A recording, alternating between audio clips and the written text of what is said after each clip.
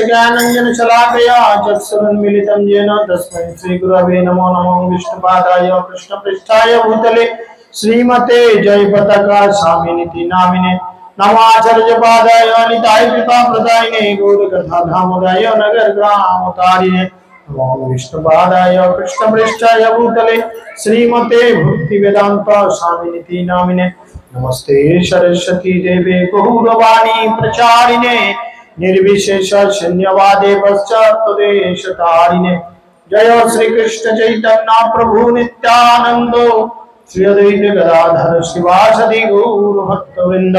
हरे कृष्णा कृष्णा कृष्णा हरे हरे, हरे राम राम राम हरे हरे। मुखं करोति वाचालं पंगुं लंघयते गिरिं यत्कृपातमहं वन्दे श्री गुरुनिर्भयतारिणं परमानन्दमाधवं श्रीचैतन्येश्वरं श्रीचैतन्यमनोभीष्टं स्थापितं येन भूतले स्वयं रूपकदामयं ददाति शपथान्तिकं नित्यप्राय शोभद्रेषु नित्यं भगवत् सेवया भगवतेरुत्तम श्लोके भक्तिर्भवति निष्ठिति।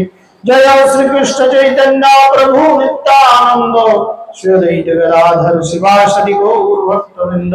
हरे कृष्णा कृष्णा कृष्णा हरे हरे, हरे राम राम राम हरे हरे। तप्त कंचन गौरांगी राधे वृंदावनेश्वरी वृषभानुसुते देवी प्रणमामि हरि प्रिय। श्रीमती राधा रानी की राधे राधे।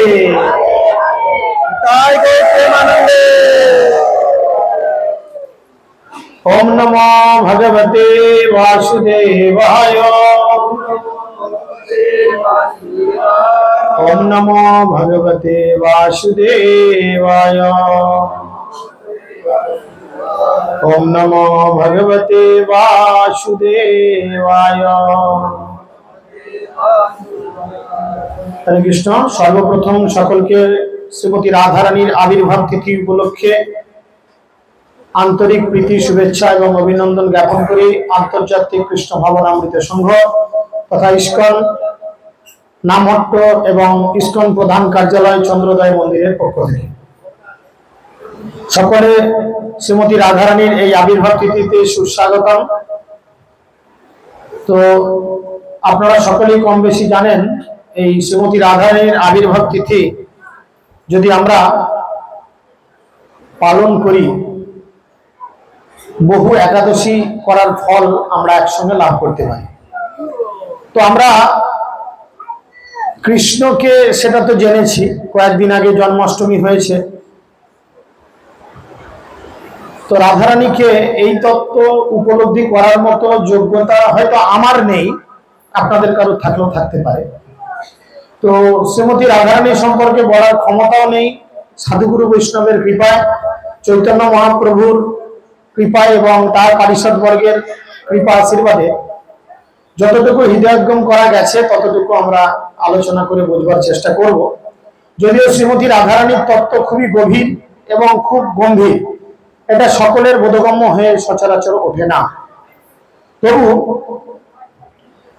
আমরা সাধারণত এই শ্রীমতী রাধারানী বলতে কি বুঝি? রাধারানী কে? সকলে হাত তুলুন, যাকে হোক একজনকে জিজ্ঞেস করুন। বলেন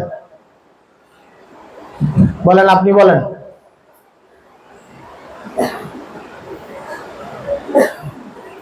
বলেন, আমার প্রশ্ন বোঝেননি? মুশকিল কথা, বাংলায় বলছি তাও বুঝছেন না। আমি জিজ্ঞেস করলাম রাধারানী কে, আপনারা কি জানেন? যারা জানেন দয়া করে হাত তুলুন, যা জানেন সেই সম্পর্কে হাত তুলুন। ঠিক জানলে ঠিক, ভুল জানলে সংশোধন করার চেষ্টা করা। তো দু একজন হাত তুললেন, আপনাকে জিজ্ঞেস করছি, আপনি উত্তর দিচ্ছেন না, হাসছেন বসে বসে। এটা তো ফাজলামো করার জায়গা নয়। এই কারণেই রাধারানীর গভীর তত্ত্ব সবার কাছে বলা উচিত নয়।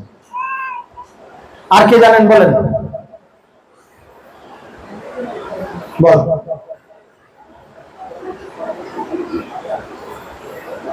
শুনতে পাইনি, সেটা আবার কি? এটা মুখস্থ বিদ্যে ছেড়ে দেওয়া হলো, তাই না? ওই অজগর আসছে তেরে, আয়ামটি খাবো পেরে, মুখস্থ বিদ্যে ছেড়ে দেওয়া হলো।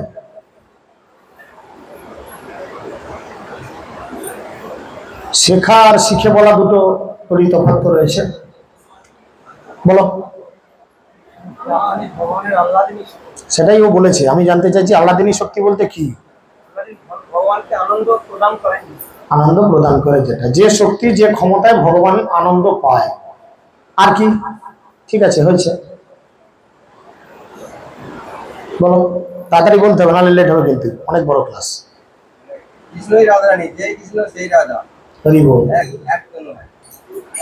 খুব ভালো। আর কিছু মাতাজিরা কিছু বলেন, রাধারানী কে?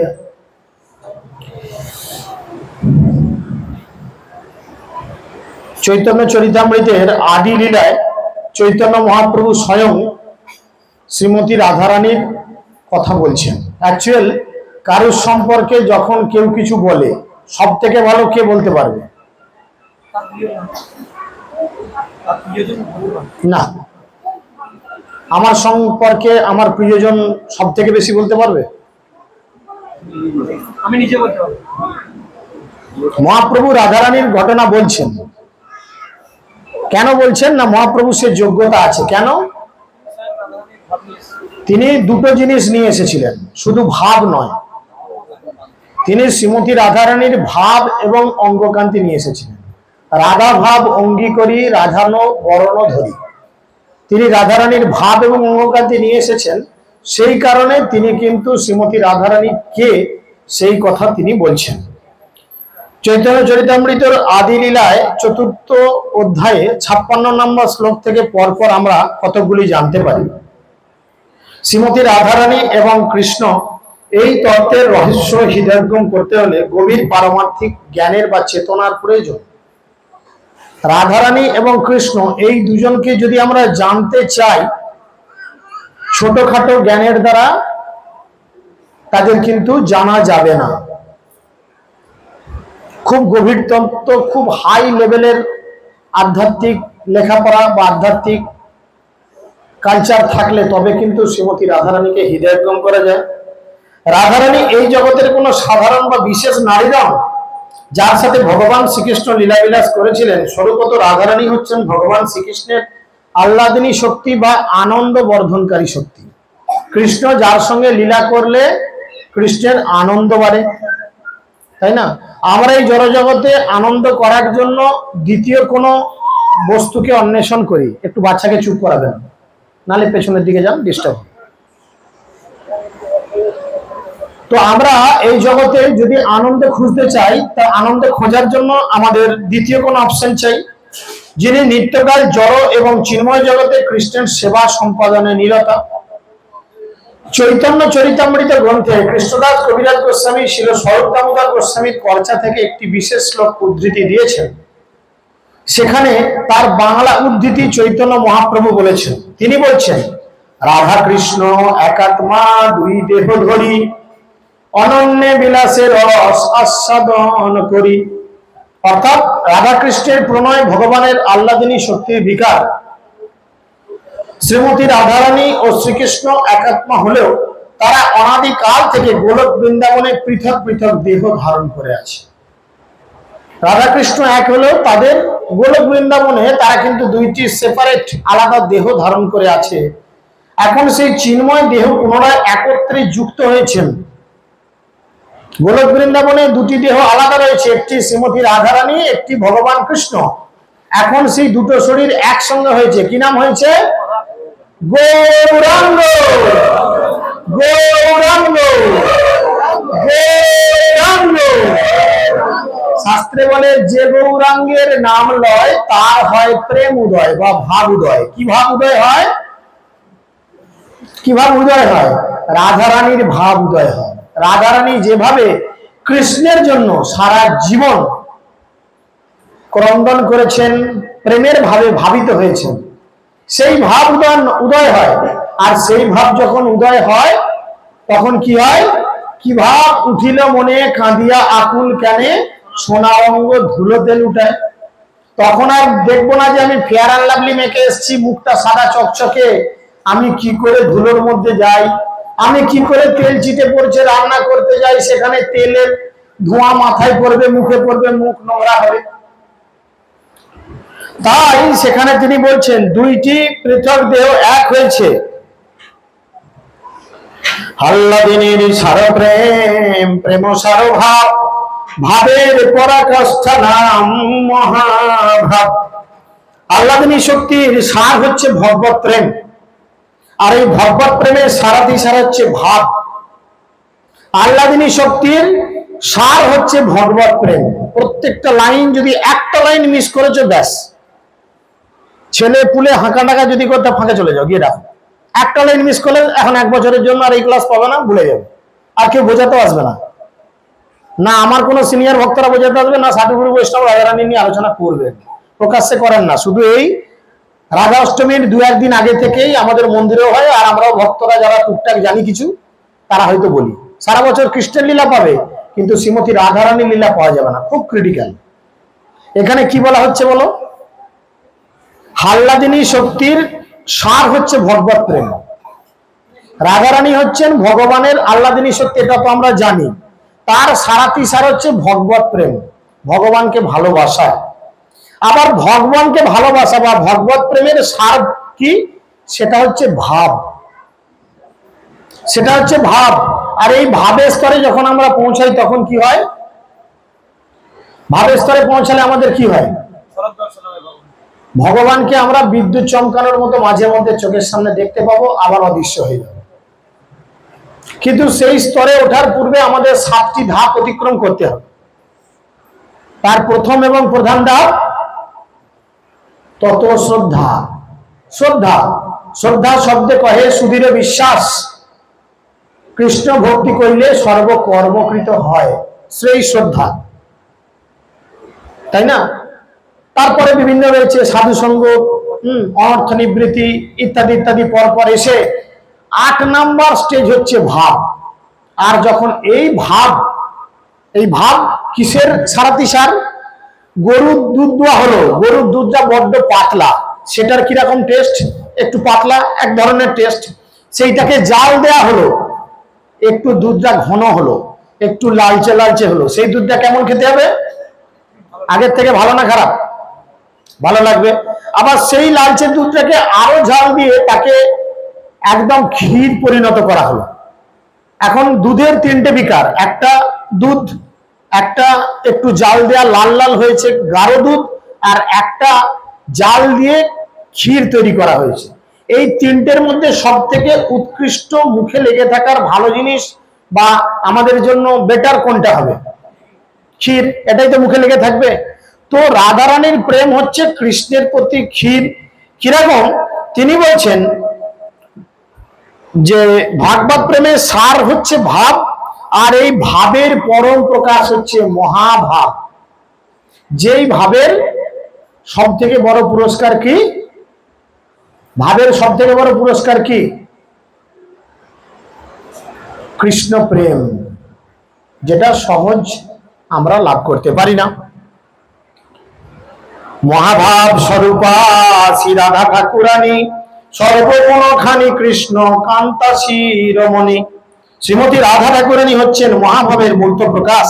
তিনি হচ্ছেন সমস্ত গুণের আধার এবং কৃষ্ণ প্রেয়সীদের মধ্যে তিনি হচ্ছেন শিরোমণি। সমস্ত কৃষ্ণের প্রেয়সী যারা রয়েছেন তাদের মধ্যে সব থেকে টপ লেভেলের প্রেয়সী হচ্ছেন শ্রীমতী রাধারানী। কিভাবে তিনি টপ লেভেলের প্রেয়সী? কৃষ্ণ প্রেম ভাবিত যার চিত্তেন্দ্রিয় কায়, কৃষ্ণ নিজ শক্তি রাধা ক্রীড়ারও সহায়।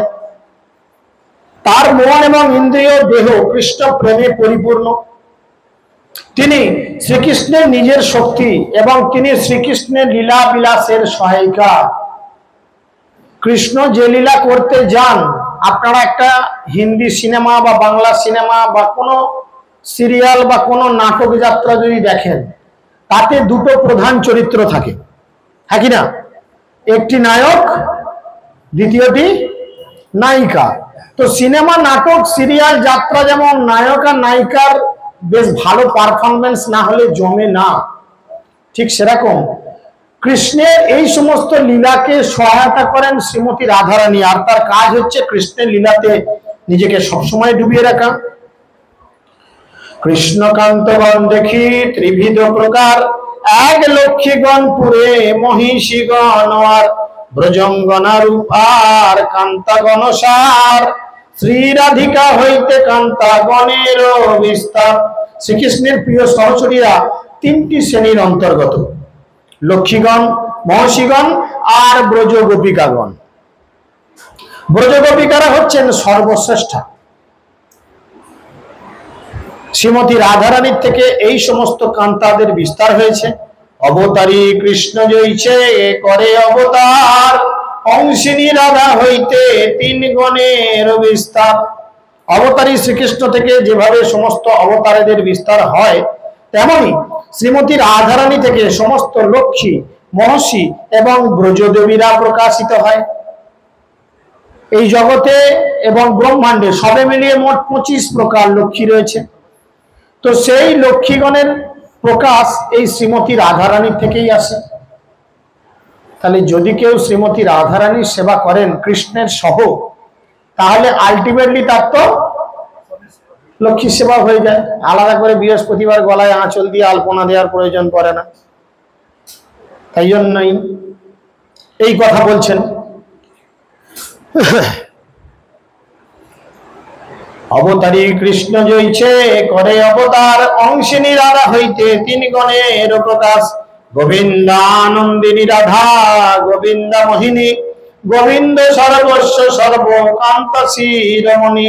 শ্রীমতী রাধারানী হচ্ছেন শ্রী গোবিন্দের আনন্দদায়িনী এবং তিনি গোবিন্দের মোহিনী। তিনি গোবিন্দের সর্বস্ব এবং সমস্ত কান্তাদের শিরোমণি। জগত মোহন কৃষ্ণ তাহার মোহিনী, অতএব সমস্তের পরা ঠাকুরানী। শ্রীকৃষ্ণ সমস্ত জগৎকে মোহিত করেন। আমরা জানি কৃষ্ণের এক নাম মদন মোহন, যিনি মদন অর্থাৎ কামদেবকেও মোহিত করেন, তাই না? আর এই মদন মোহন তিনি আবার একজনকে দেখে মোহিত হয়ে যান, যার সৌন্দর্য, যার রূপ দেখে তিনি পাগল হয়ে যান। তিনি কে? শ্রীমতী রাধারানী। তাই রাধারানীর আর এক নাম মদন মোহন মোহিনী। মদন দেবকে যিনি মোহিত করেন তিনি মদন মোহন, আর যিনি আবার তাকে মোহিত করেন তিনি হচ্ছেন মদন মোহন মোহিনী। রাধা পূর্ণ শক্তি কৃষ্ণ পূর্ণ শক্তিমান, দুই বস্তু ভেদ নাহি শাস্ত্র প্রমাণ। শাস্ত্রে বলছে রাধা আর কৃষ্ণ দুজনের মধ্যে কোনো ভেদ নেই। তাই কালকে রাধারানীর আবির্ভাব তিথি, আমরা কৃষ্ণকেও বগল দাবা করে এনেছি। কেন? আবার যখন কৃষ্ণের আবির্ভাব তিথি হলো তখনও রাধারানীকে বগল দাবা করে নিয়ে গেছি। কেন? কেউ কিন্তু প্রশ্ন করেননি, সবাই নিশ্চয়ই জানতেন। আপনারা খুব বুদ্ধিমতী। হরি বল। রাধা কৃষ্ণ হইছে সদা একই স্বরূপ, লীলারস আস্বাদিতে ধরে দুই রূপ। শ্রীমতী রাধারানী এবং কৃষ্ণ এরা দুজনে নিজেদের লীলার রসকে আস্বাদন করার জন্য তারা কি করেন? দুই রূপ ধারণ করেন।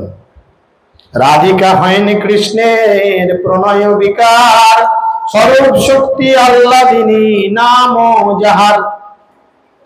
শ্রীমতী রাধারানী হচ্ছেন শ্রীকৃষ্ণের প্রণয় বিকার, তিনি আল্লাদিনী নামক শ্রীকৃষ্ণের স্বরূপ শক্তি।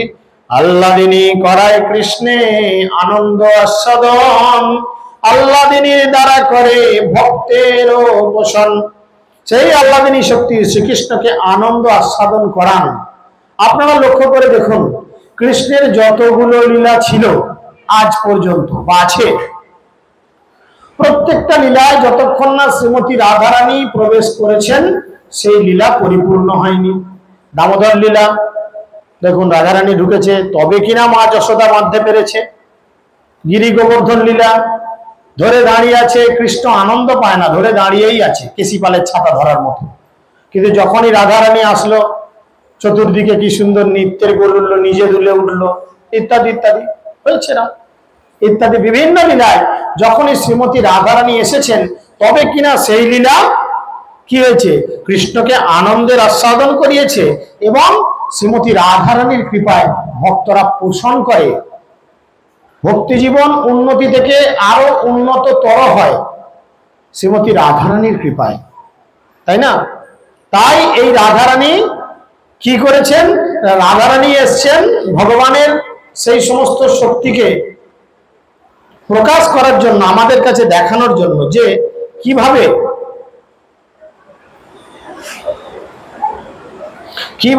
এই শক্তিকে তিনি আমাদের মধ্যে প্রকাশ করান, সেই ক্ষমতা তিনি এসছেন।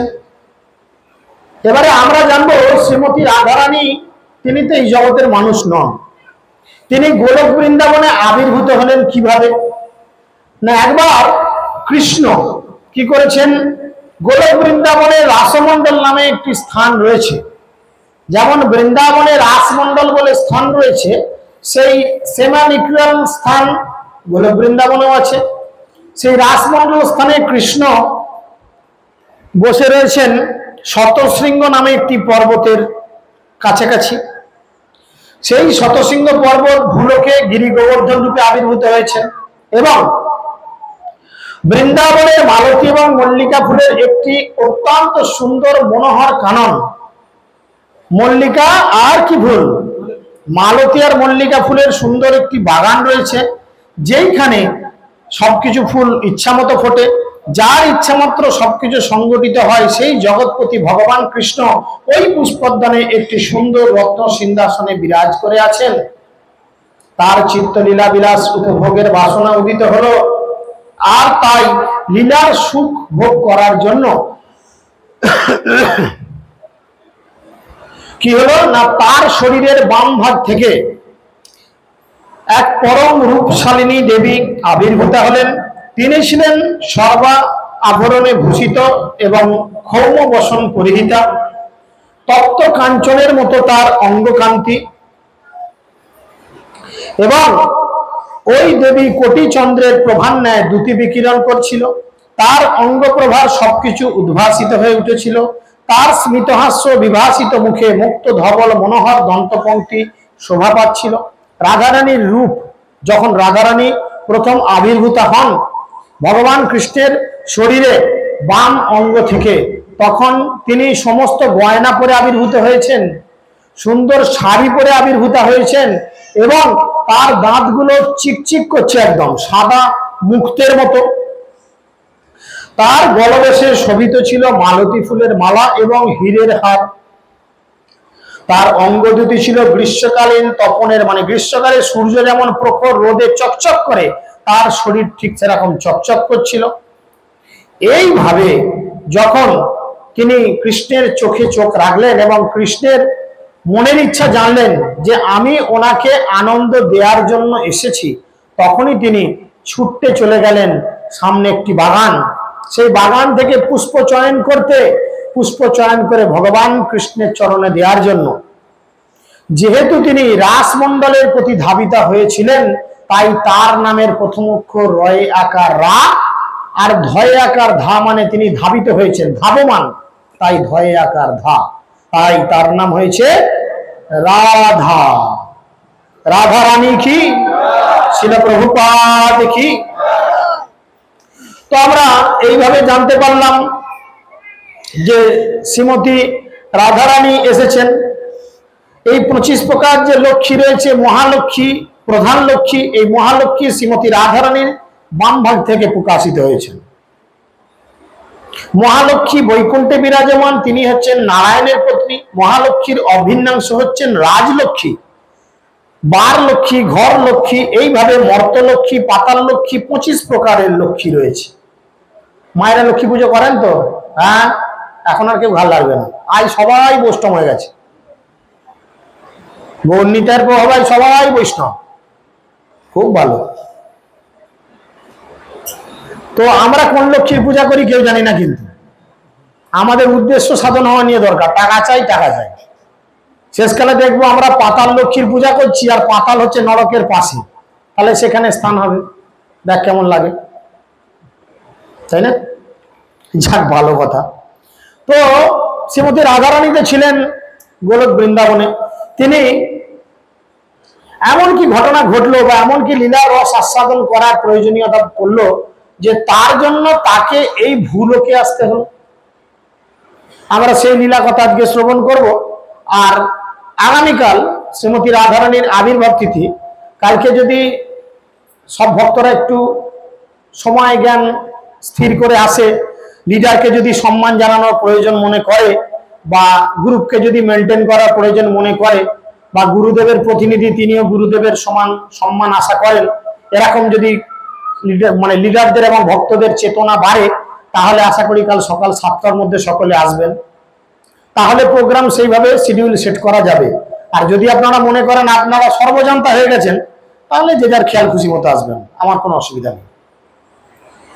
তো যাই হোক, শ্রীমতী রাধারানী এই জড়জগতে কেন আসলেন তার একটি সুন্দর লীলা আমরা আজকে শ্রবণ করব।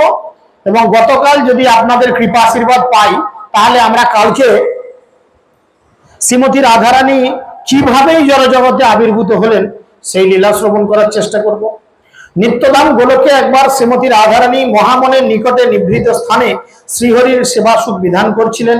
কৃষ্ণের সেবায় নিমগ্না রাধারানী এতই দিব্যানন্দ অনুভব করছিলেন যে আনন্দে বিভোর হয়ে সম্পূর্ণভাবে তিনি বাহ্য চেতনা রহিত হলেন। যখন তিনি এমত অবস্থায় ছিলেন, তখন কৃষ্ণ তাকে ত্যাগ করে বিরজা নামক এক সুন্দরী রমণীর কাছে চলে গেলেন। রাধা কৃষ্ণ একসঙ্গে লীলা করছেন। রাধারানী কৃষ্ণের সঙ্গ করতে করতে এমনই বিভোর হয়ে গেছেন যে তিনি চোখ বন্ধ করে কৃষ্ণের সঙ্গ সুখ আস্বাদন করছেন। আর কৃষ্ণ দেখছেন কি এই সুযোগ, এখন ও চোখ বন্ধ করে ঘুমোচ্ছে। এই টাইমে এখন এই ঘুমের ফাঁকে আমি যাই, আমার আরেকজন আছে তার কাছে। বিরজা তার কাছে পৌঁছে গেছেন। বিরজা কৃষ্ণের অত্যন্ত প্রিয় ছিলেন। তিনি সর্বদাই ষোড়শ বর্ষীয় তরুণী, অত্যন্ত যৌবনবতী এবং বহুবিধ রত্ন আভরণে শোভিতা ছিলেন। নিজ সান্নিধ্য প্রভুকে লাভ করে বিরজা অত্যন্ত উৎফুল্ল হলেন এবং পরমানন্দে তার সুখবিলাসে নিরতা হলেন। ইতিমধ্যে শ্রীরাধা তার বাহ্য চেতনা ফিরে পেলেন, আর কৃষ্ণকে কোথাও দর্শন করতে না পেয়ে তিনি বিচলিত হয়ে গেলেন। আরে গেল কোথায়? এই তো ছিল।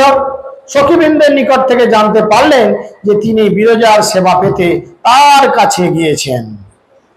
বুঝেছেন? এই জগতে আপনার সংসারে আগুন লাগানোর জন্য যেমন বন্ধু বান্ধব যথেষ্ট, পাড়ার ঘরের যা বৌদি এরা যথেষ্ট ঘরে আগুন লাগানোর জন্য, ও রাধারানী সংসারে আগুন লাগানোর জন্য এরকম সখীরা ছিল। না বলতে পারতিস, দেখেছিস গেছে গেছে, কি দরকার ছিল বাবা এই ঝামেলা মারানো? কি জানি কোথায় গেছে বলে ঝামেলা চুকে যেত, রাধারানী খুঁজতে খুঁজতো, কিন্তু তা তো হবে না, ঝামেলাটা লাগিয়ে দেবে। তাই সখীরা বললো কি, ইশারা করে, যে যাও না, ওর কাছে গেছে, বিরজার কুঞ্জে ঢুকেছে। এই বার্তা শ্রবণ করে শ্রীমতী রাধারানী অত্যন্ত দুষ্ট হলেন। প্রভুর বিরহে তিনি রোদন করতে লাগলেন। সেই সাথে বিরজার প্রতি রোষে তার লোচনদ্বয় অরিক্তিম হয়ে উঠল, চোখ লাল হয়ে গেল, এত রেগে গেছেন।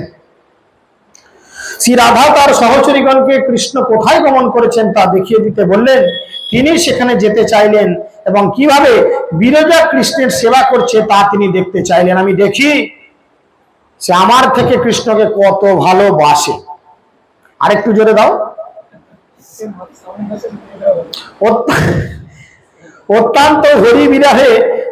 অত্যন্ত হরিবিরহ বিধুয়া হয়ে রুষ্ট অন্তরে শ্রীমতী রাধারানী তার সহচরীদের বললেন, তোমরা জানো শ্রীহরি কেমন?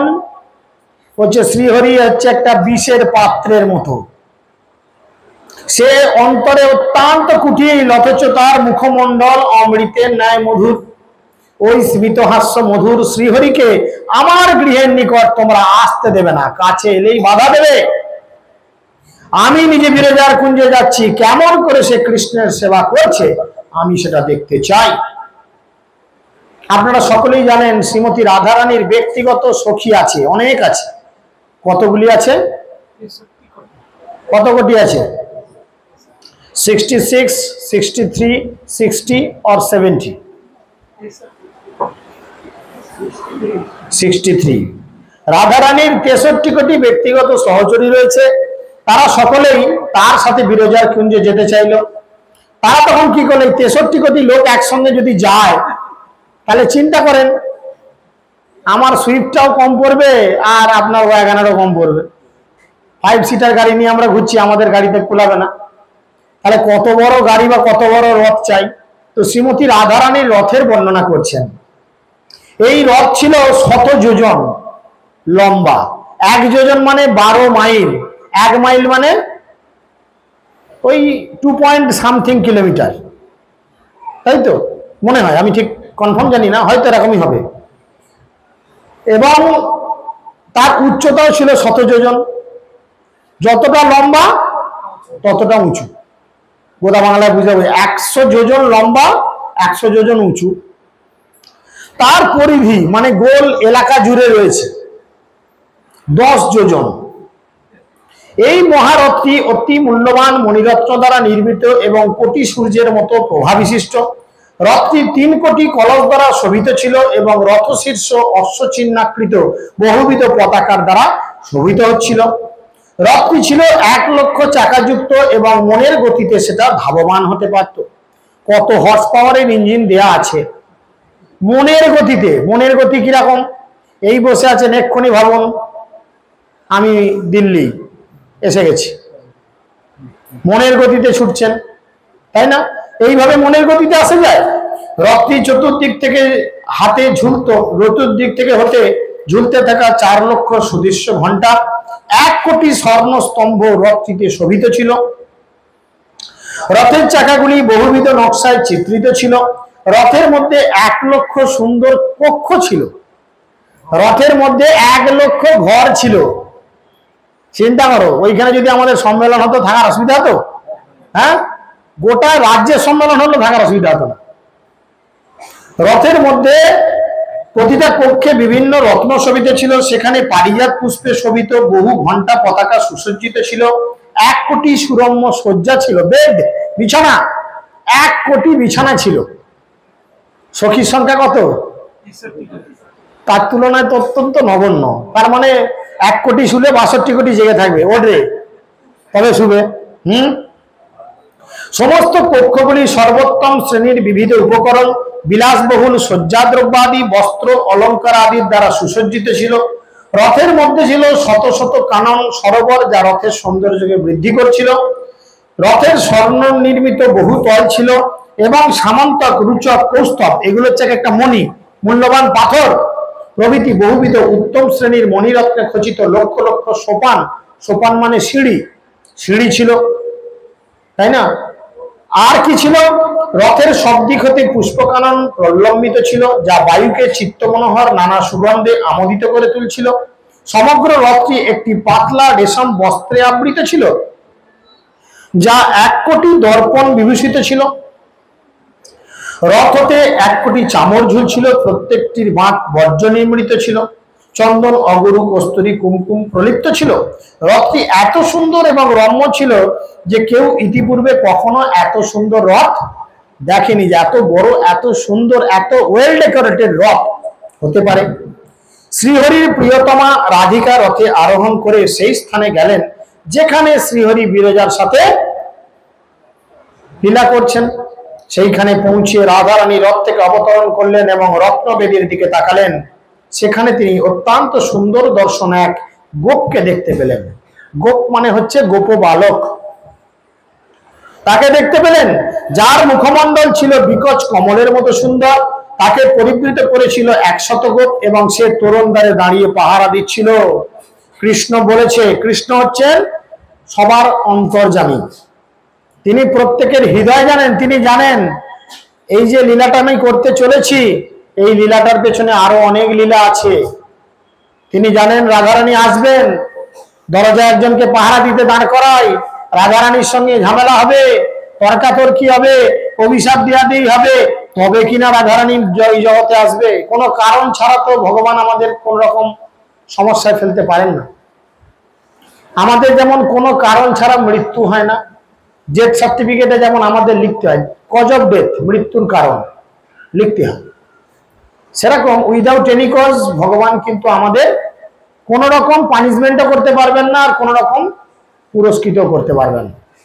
একটা না একটা কারণ থাকা দরকার। তাই তিনি কি করেছেন, তরুণদ্বারে পাহারা দিয়েছেন। ওই গোপ ছিল শ্রীকৃষ্ণের অত্যন্ত প্রিয় শ্রীদাম সখা। রাধারানী শ্রীরামকে অত্যন্ত ক্রোধিত স্বরে বললেন, ওরে লম্পটের দাস, আমার পথ হতে সরে দাঁড়া, আমি অন্য এক প্রেয়সীর সাথে বিরহরত তোমার প্রভুকে দেখতে যাচ্ছি। সর রাস্তা থেকে সর, আমি দেখি সে কেমন আরেকজনের সঙ্গে প্রেম করছে। শ্রীরাম ছিল খুব অনমনীয়, তার হাতে একটি দণ্ড ছিল, লাঠি। শ্রীরাম যখন রাধারানীর প্রবেশ পথ রোধ করে অনারভাবে দাঁড়িয়ে রইল, তখন তার সহচরী গোপিকাদের খুব রাগ হলো। তারা তখন জোরপূর্বক তোরণদ্বার হতে তাকে সরিয়ে দিল। অভ্যন্তর হতে কৃষ্ণ প্রবেশদ্বারে স্বর্গ সমস্ত কিছু শুনতে পাচ্ছিলেন। কৃষ্ণ ঘরে বসে বসে তার কান তো এদিকে পড়ে আছে, চোরের মন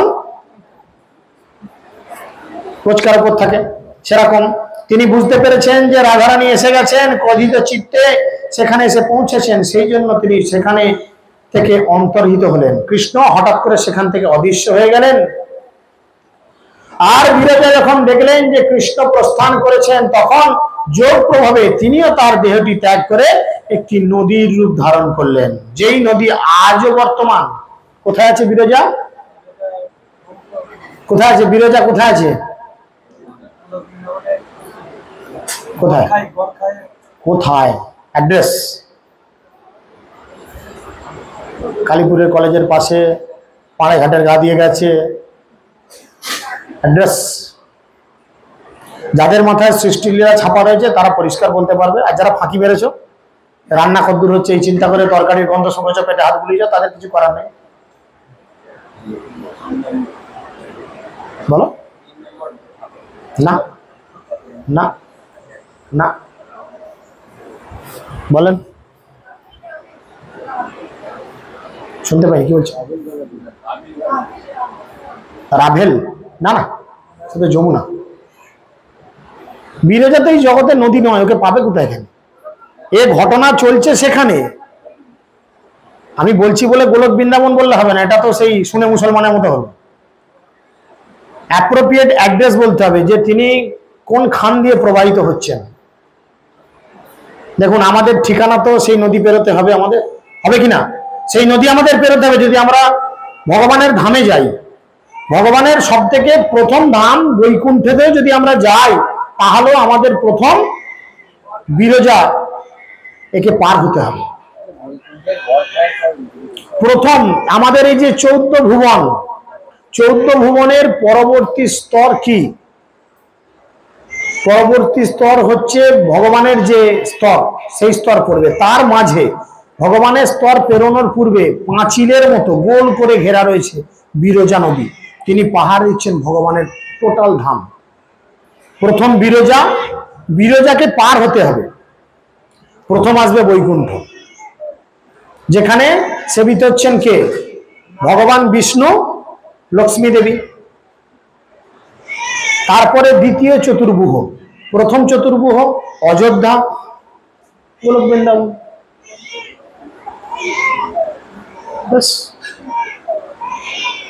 এটা যদি ব্রেনে ছাপা থাকে খুব ভালো বাবা, তা নাহলে মরার পরে যে কোন শ্মশানে যে চুলচুল করবে বোঝা খুব মুশকিল, তাই না? তো যাই হোক, এই নদী ছিল কোটি যোজন প্রশস্ত এবং 10 কোটি যোজন দীর্ঘ। এটি ছিল অত্যন্ত সুন্দর ও মনোহর নদী। রাধারানী যখন কুঞ্জ ভবনে প্রবেশ করলেন, সেখানে তিনি শ্রীহরিকে দেখতে পেলেন না। শ্রীহরি তো সেখান থেকে অদৃশ্য হয়ে গেছেন। আর তিনি দেখলেন যে বিরজা একটা নদী রূপ ধারণ করেছেন। সুতরাং তিনি তার নিজ বাসে ফিরে এলেন। তিনি রেগে মেগে গেছেন কিছু বলার জন্য, কিন্তু কিছু পেলেন না, ফিরে এলেন।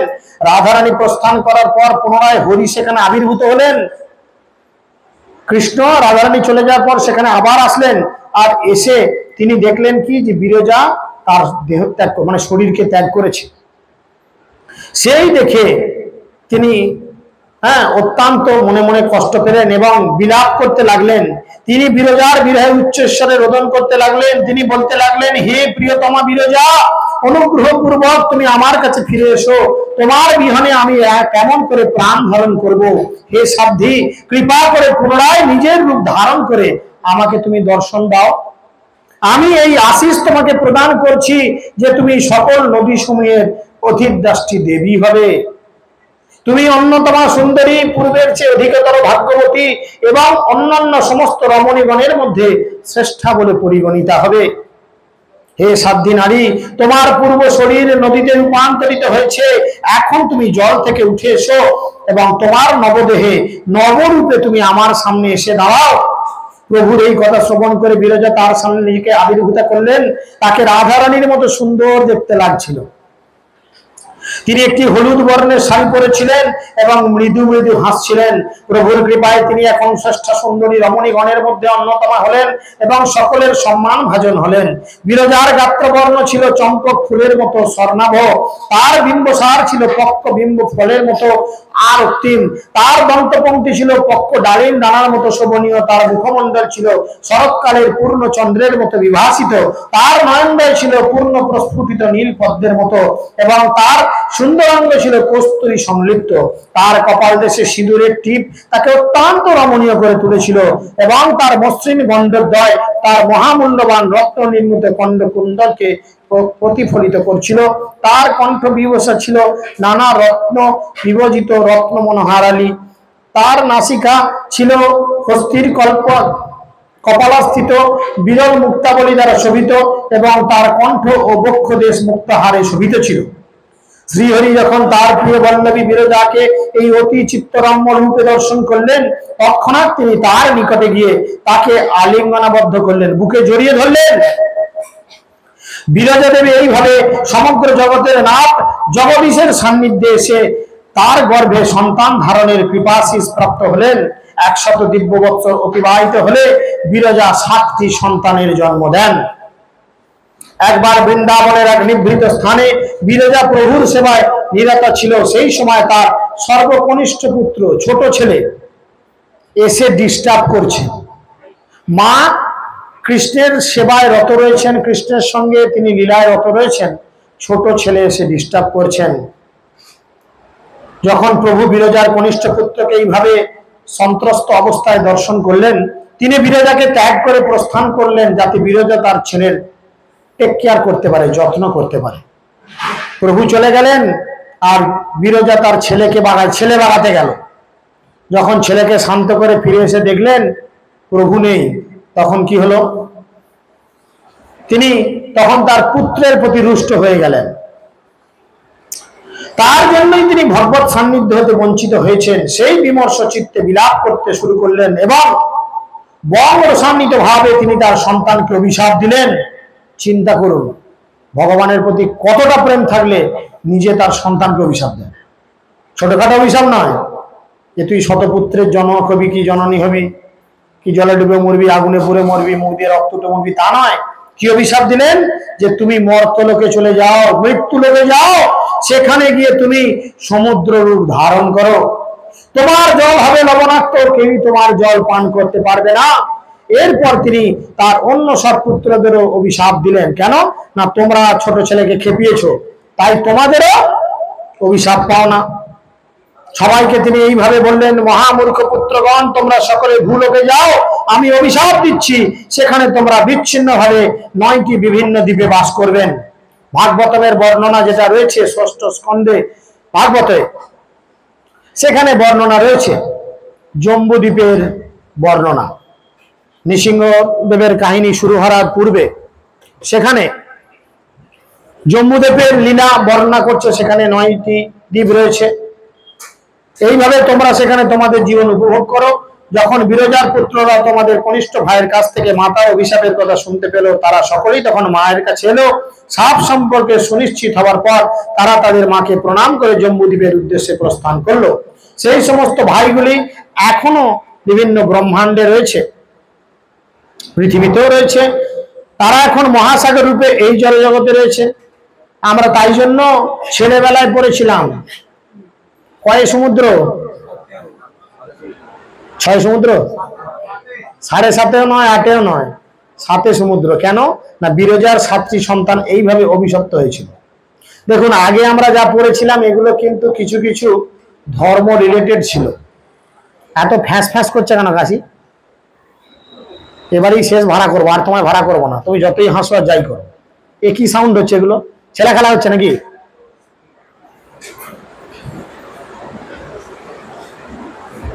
লবণ সমুদ্র হচ্ছে বিরজার কনিষ্ঠতম পুত্র, আর প্রত্যেক ভাই তার কনিষ্ঠ ভাইয়ের চেয়ে অধিক আকারে দ্বিগুণ।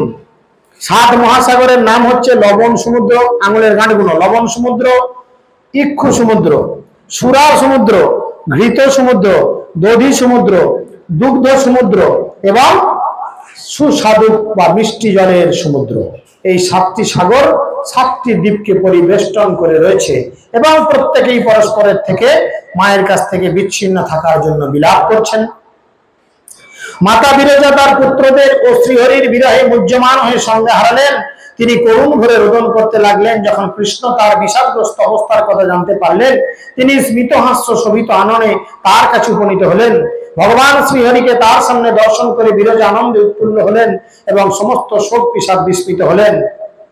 গোলকপতি শ্রীহরি যখন বিরজার সাথে এরকম বাক্য আলাপ করছিলেন, তখন রাধারানীর কিছু সখী নিকট থেকে সব শুনেছে। ওরে বেটা, এই কিছুক্ষণ আগে চলে গেছিল এখান থেকে, যাই রাধারানীকে খবর দিয়ে আসি বাবা। আবার কে এসেছে? আবার কৃষ্ণ এসেছে, আবার বিরজার সঙ্গে গুজগুজ গুজগুজ, ফুসফুস ফুসফুস। তখন যদি জিও কোম্পানি উঠতো না, এই ঝামেলাটা পড়তে হতো না কৃষ্ণকে। হ্যাঁ, ফোনেতেই সব হয়ে যেত, কাছে যেতে হতো না। তারা কালক্ষেপ না করে রাধারানীর কাছে গিয়ে সবকিছু বললেন। রাধারানী তখন ক্রোধান্বিতা হলেন এবং রোদন করতে শুরু করলেন। তিনি ক্রোধ মন্দিরে গিয়ে ভূমিতে শয়ন করলেন এবং সেখানে তন্দ্রাচ্ছন্ন হলেন। ইতিমধ্যে বিরাজাকে সান্ত্বনা দেওয়ার পর কৃষ্ণ রাধারানীর গৃহে এলেন শ্রীরামকে সাথে নিয়ে। যখন শ্রীমতী রাধারানী কৃষ্ণকে দর্শন করলেন, তিনি ক্রোধাবিষ্ট হয়ে তাকে কিছু কঠোর বাক্য প্রয়োগ করলেন। তিনি বললেন, এই বলেকে তোমার এমন সব রমণীরা রয়েছে যারা আমার চেয়ে তোমার কাছে অধিক প্রিয়। তুমি কৃপা করে তাদের কাছে যাও। অনেক সময় এরকম বলে না, ঘরে ঝগড়া হলে বইয়েরা, যাও না, যেখানে ছিলে সেখানে থাকো, চলে এলে কেন? খেতে দেবে না, পড়তে দেবে না, বলে কিনা? সেই বলছে, রাধারানী বলছে, আমার কাছে আসার কি প্রয়োজন? তোমার প্রিয় বল্লভ বিরজা তো তার শরীর ত্যাগ করেছে, আমার ভয়ে সন্ত্রস্ত হয়ে নদীরূপ ধারণ করেছে। তুমি বরং তার কাছে যাও, তুমি বিরজার তটে যাও, আর সেখানে গিয়ে তোমার নিজের জন্য একটি মন্দির নির্মাণ করো। ওই বিরজা নদী তটে বিরাজ করতে থাকো। সেই হেতু নদীতে পরিণত হয়েছে, সে যেহেতু নদীতে পরিণত হয়েছে, তুমিও এক কাজ করো, নদে পরিণত হয়ে যাও। এর ফলে তার সঙ্গ লাভ করতে পারবে। এটা তোমাদের পারস্পরিক সান্নিধ্যের জন্য অধিকতর সুবিধাজনক। যখন সকল মহান ব্যক্তিগণ একথা বলে অবগত হবেন যে জগতের নাথ জগন্নাথ বা জগদীশ্বর একটি নদীর রূপ ধারণ করেছেন, একটা নদের রূপ ধারণ করেছেন নদীর সান্নিধ্য পাওয়ার জন্য, তখন সকলে তোমাকে দেখে কি করবে? হাস্য করবেন, হাসবে। শ্রীমতী রাধারানী তাহার সখী সহচরীগণ দ্বারা পরিবৃত ছিলেন। কিছু সখী চামর ধরেছিল, কারো কারো হাতে পান ছিল, কিছু গোপী সুবাসিত বাড়িপাত্র ধারণ করেছিল, কিছু সখী পদ্মফুল, কেউ সিঁদুর পাত্র ধারণ করেছিল, কিছু সখী মূল্যবান মণিরত্ন নির্মিত বিবিধ অলঙ্কারের সামগ্রী ধারণ করেছিলেন, কেউ কেউ কাজল ধারণ করেছিলেন, কিছু সহচরী সুগন্ধি তেল এবং কিছু কিছু গোপী বেণু বা বীণাদি বাদ্যযন্ত্র ধারণ করেছিলেন। কিছু গোপিকাদের হাতে চিরুনি ছিল, কিছু সহচরী নৃত্য করছিলেন, কিছু গোপী আবার সঙ্গীত কলা প্রদর্শন করছিলেন। কিছু গোপিকা তাদের হাতে মধুপাত্র ধারণ করেছিলেন, কিছু গোপিকা সুন্দর বস্ত্র ধারণ করেছিলেন, কিছু গোপিকা রাধারানীর পাদ পদ্ম সেবায় নিরত ছিল, কিছু গোপিকা কর জোরে দাঁড়িয়েছিল এবং কিছু গোপিকা মহিমা গুণগান প্রার্থনা করছিলেন। এইভাবে অগণিত সখী রাধারানীকে পরিবৃত হয়েছিলেন এবং গৃহের বাইরে এবং ভেতরে লক্ষ লক্ষ গোপী উপস্থিত ছিলেন। তাদের কেউ কেউ হাতে বেত্র ধারণ করেছিলেন। তারা কৃষ্ণকে রাধারানী গৃহে প্রবেশ থেকে নিরস্ত করলেন, বললেন যেও না। তখন গৃহের অভ্যন্তরতে শ্রীমতী রাধারানী প্রভুকে কঠোর বাক্যে তিরস্কার ও ভৎসনা করতে শুরু করলেন। কৃষ্ণ ঘরের বাইরে দাঁড়িয়ে আছে, তিনি বলছেন, হে বিরজাকান্ত, এখান থেকে তুমি চলে যাও, তুমি চঞ্চল, তুমি একটি চোর, তুমি একটি লম্পট, তুমি একটি কাপুরুষ। কেননা তুমি আমাকে এত বেদনা দিচ্ছ, তুমি বরং পদ্মাবতী, রত্নমালা, মনোহারা কিংবা বনমালা অথবা যে কোনো রমণীর কাছে যাও, যে যে রূপে অনন্যা তাদের কাছে গিয়ে সেবা পাও। হে নদী বল্লভ, এখন আমি তোমার স্বরূপ উপলব্ধি করেছি, তোমার পূর্ণ মঙ্গল হোক, তুমি আমার গৃহ হতে নিষ্ক্রান্ত হও। হে লম্পট, তুমি একজন মানুষের মতো আচরণ করেছো, সেই জন্য তোমার উচিত হচ্ছে ভূলোকে গিয়ে নররূপ ধারণ করা। বুঝে যাচ্ছে? কৃষ্ণ আসার এটা হচ্ছে আভ্যন্তরীণ তৃতীয় কারণ। রাধারানী ওনাকে বলেছিলেন। এই রকম কৃষ্ণের প্রতি রসপূর্ণ বাক্য বলার পর রাধারানী তার সখীদের উদ্দেশ্যে বললেন, হে সুশীলে, পদ্মাবতী, মাধবী, তোমরা অবশ্যই এই ধূর্তকে কুঞ্জগৃহে প্রবেশ করতে দেবে না। আর তাকে জিজ্ঞেস করো এখানে তার কি দরকার, কি কাজ। শ্রীমতী রাধারানীর ক্রোধ উপলব্ধি করে কিছু গোপিকা কৃষ্ণকে বলল, হে হরি, তুমি দয়া করে কিছুক্ষণের জন্য এই স্থান পরিত্যাগ করে বাইরে যাও, ততক্ষণ আমরা না হয় রাধারানীকে শান্ত করি। অপর কিছু গোপী বলল, হে প্রিয় হরি, দয়া করে তুমি অন্য গৃহে গিয়ে কিছু সময় প্রতীক্ষা করতে থাকো, তুমি ছাড়া আর কে তাকে রক্ষা করতে পারবে। অপর কিছু গোপীরা রাধার প্রতি তাদের প্রতি অনুরাগ বশত বলল, যতক্ষণ না রাধারানী শান্ত হচ্ছে ততক্ষণ তুমি বরং বৃন্দাবনের বিভিন্ন অরণ্যে গিয়ে চলে বেড়াও। কিছু গোপিকা শ্রীহরির প্রতি বক্র মন্তব্য করে বললেন, তুমি বরঞ্চ তার কাছে যাও, গিয়ে তোমার ভক্তি দ্বারা তাকে শান্ত করো। কিছু গোপিকা বলল, কৃষ্ণ ইচ্ছে ভালো হচ্ছে তুমি অপর কোনো প্রিয়াসীর সন্ধান করো, কারণ এ আর তোমার জালে ফাঁসবে না, আর তোমার কাছে পড়বে না, তোমার সব জুড়িজারি ধরা পড়ে গেছে। কারণ রাধারানী জেনে গেছে তুমি হচ্ছে একটি রমণী শিকারী। অপর কিছু গোপিকা বললে, এমন ব্যক্তি কে আছে যে এখন শ্রীমতী রাধারানীর মুখোমুখি হতে পারে। কেউ কেউ বললো, হে হরি, এখন অপর কোন স্থানে তুমি চলে যাও, রাধারানীর ক্রোধ প্রশমিত হলে তুমি আবার না হয় আসবে। কিছু গোপিকা বলল, তোমার এক্ষুনি স্থান ত্যাগ করাই শ্রেয়, তা না হলে তোমাকে এখান থেকে জোরপূর্বক আমরাই হিড়হিড় করে টেনে বার করে দেব। চিন্তা করুন ভগবানের কি অবস্থা। যখন গোপিকেরা এইভাবে কথা বলছিলেন তখন সকল প্রভুর প্রভু পরমেশ্বর শ্রীহরি শান্তভাবে সবকিছু শ্রবণ করছিলেন এবং মৃদু মধুর হাসছিলেন। তার মুখমণ্ডল ছিল আনন্দময়, প্রশান্ত এবং তিনি ছিলেন সম্পূর্ণ ক্রোধ শূন্য। যখন সর্বকারণের পরম কারণ পরমেশ্বর ভগবান শ্রীহরি গোপীদের দ্বারা রাধিকা গৃহে প্রবেশে বাধাপ্রাপ্ত হলেন এবং কিছু সময় প্রতীক্ষা করার জন্য তাদের দ্বারা উপাদিষ্ট হলেন, তখন তিনি অত্যন্ত শান্তভাবে পাশের একটা কামরায় গিয়ে ওয়েট অ্যান্ড ওয়াচ, চুপ করে বসে রইলেন। কৃষ্ণ সহচর শ্রীরাম রাধারানী সঙ্গে করে নিয়ে এসেছিল। শ্রীরাম এতক্ষণ সব দেখছে, আমার প্রভুকে এত উল্টো পাল্টা কথা। কৃষ্ণের প্রতি তার প্রেম ও অনুরাগ বশত রাধারানী যেভাবে কৃষ্ণের সঙ্গে আচরণ করেছিলেন তাতে শ্রীরামের ক্রোধ হলো, শ্রীরামের চোখ দুটি রাগে আরক্তিম হয়ে উঠল।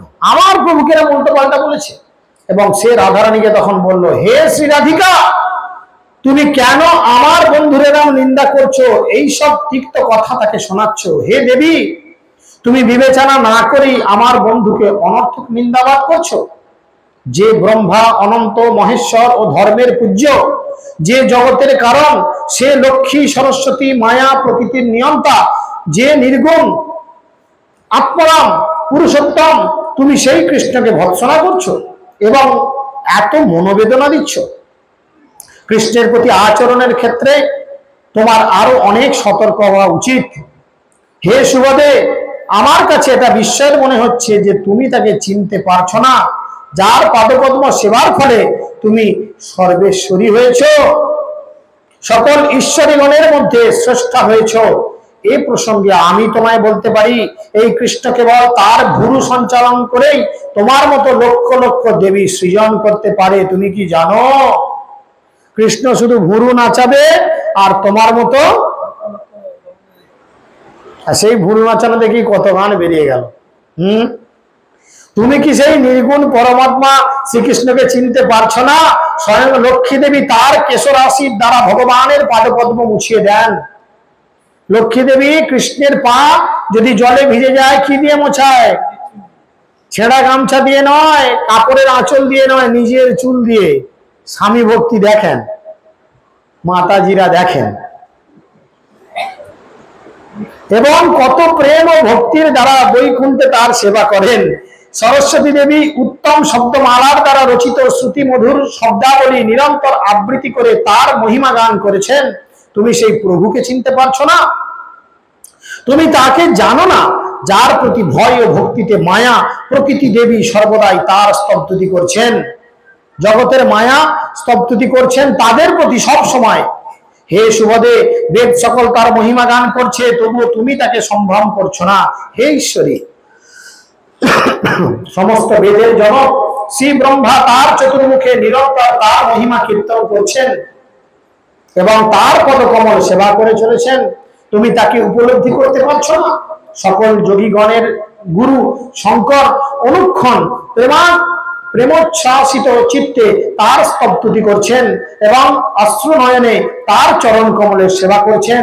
অনন্তদেব নিরন্তর সহস্র বদনে তার গুণগান করছেন এবং তার পাদপদ্ম সেবা করছেন।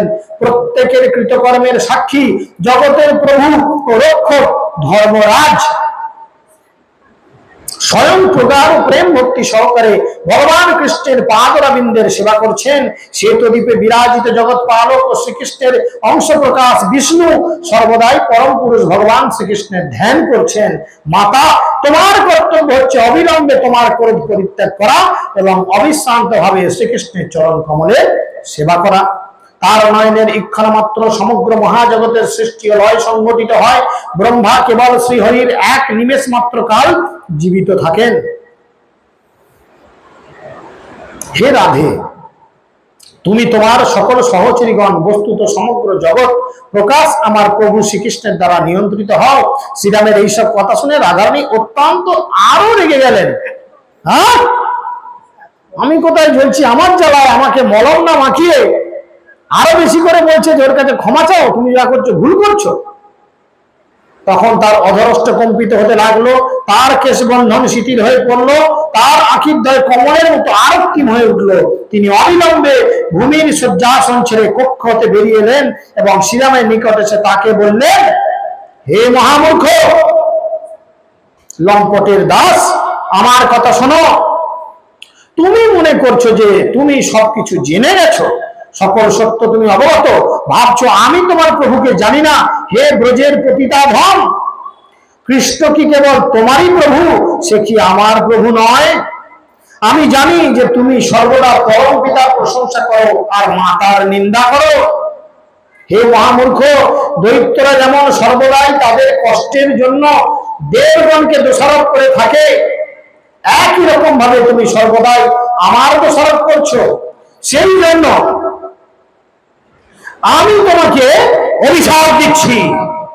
কি অভিশাপ? এখন থেকে তুমি একটি দৈত্য হয়ে যাও। তুমি গোলক ত্যাগ করে দৈত্য কুলে জন্মগ্রহণ করো। এটি তোমার উপর আমার অভিশাপ। শ্রীরামকে দিল অভিশাপ যে তুমি দৈত্য কুলে জন্মগ্রহণ করো, দৈত্য রূপে। দেখি তোমাকে কে আমার এই অভিশাপ থেকে রক্ষা করতে পারে। রাধারানী অভিশাপ দিয়েছেন। শ্রীরাম এই সব শুনে তারও মাথা গেছে গরম হয়ে। তবে তাই রাগে তারও অধরষ্ট কাঁপতে লাগলো।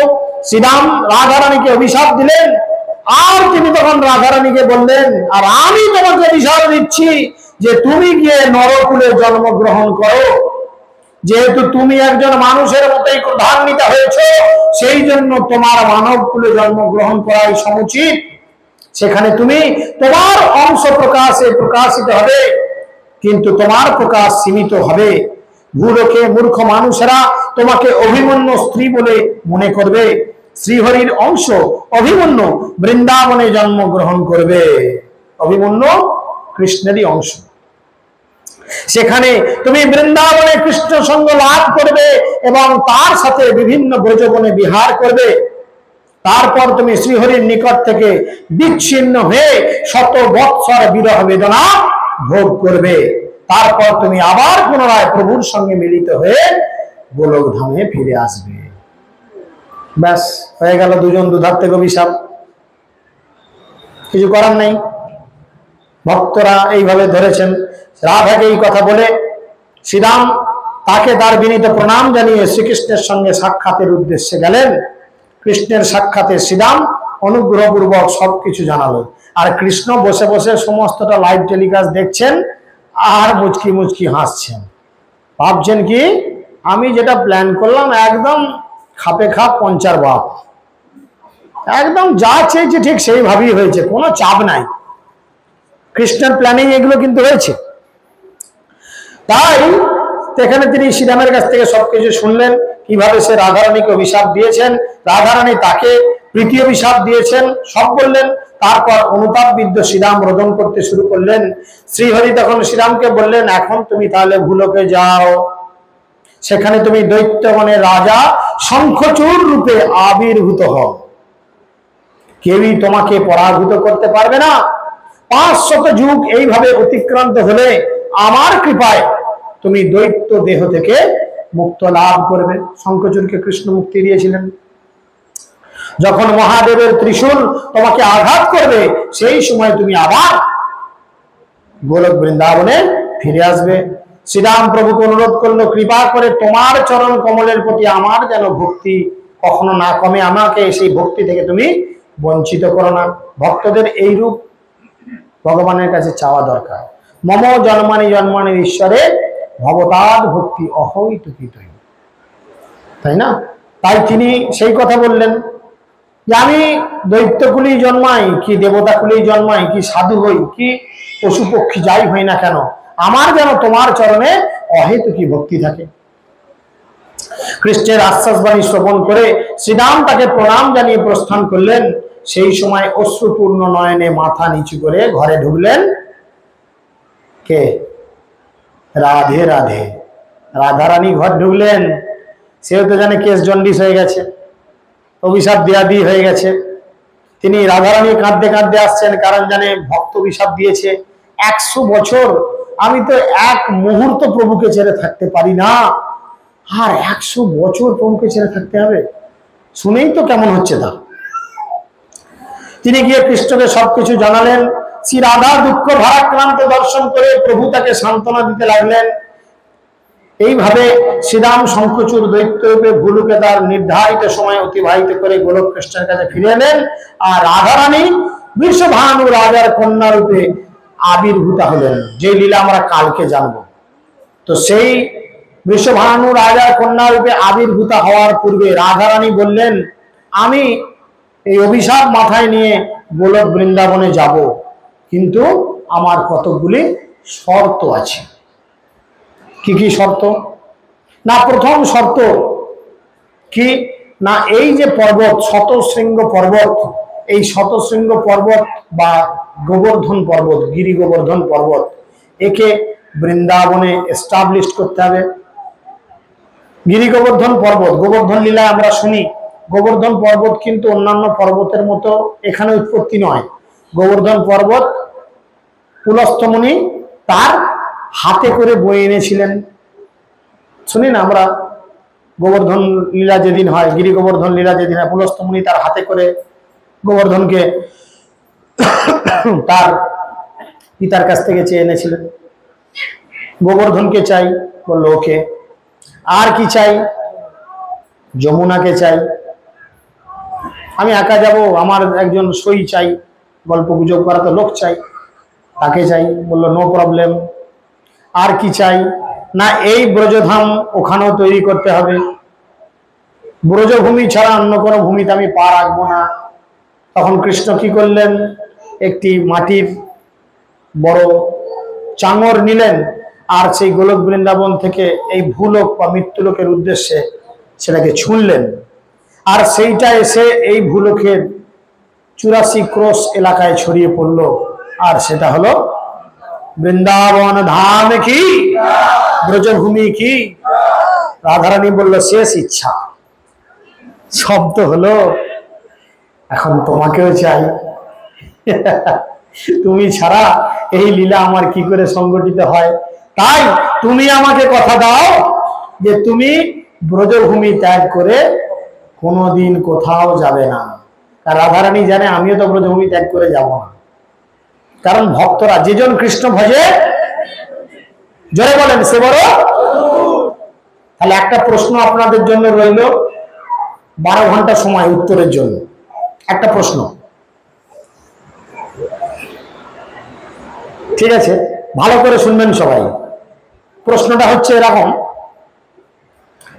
একজন অন্ধ ভক্ত, ভালো করে শুনবেন, একজন অন্ধ ভক্ত সে কি করেছে, নিঃসন্তান, তার সন্তানও নেই, অন্ধ ভক্ত, তার সন্তানও নেই। এই জন্য তার বউ, তার স্ত্রী তাকে অনেক লাঞ্ছনা গঞ্জনা দেয়, ঠিক আছে? যে সব স্বামী স্ত্রী তো চায় অন্তত একটা বাচ্চার মুখ দেখবো, এটা মনে বড় আশা থাকে, তো তুমি আমাকে একটা অন্তত সন্তানের মুখ দেখাও। আর কি, দ্বিতীয় কি ছিলেন, তিনি তো চোখে অন্ধ ছিলেন, চোখে দেখতে পান না, এরম ব্যাপার।